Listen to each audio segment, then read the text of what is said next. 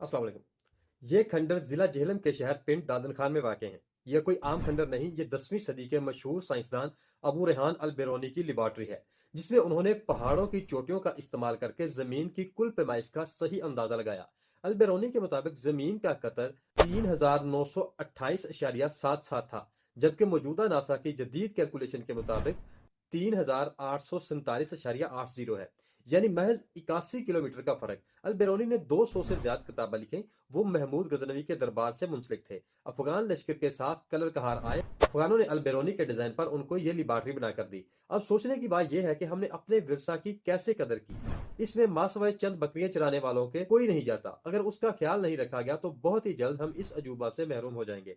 इसके अलावा यहाँ तक जाने का रास्ता भी ठीक नहीं है। इसके लिए तकरीबन 1 घंटा का पैदल सफर करना पड़ेगा। हुकूमत को चाहिए कि इसे दोबारा से ठीक करे, और तालीमी इदारों को चाहिए कि ऐसे तारीखी मकामात पर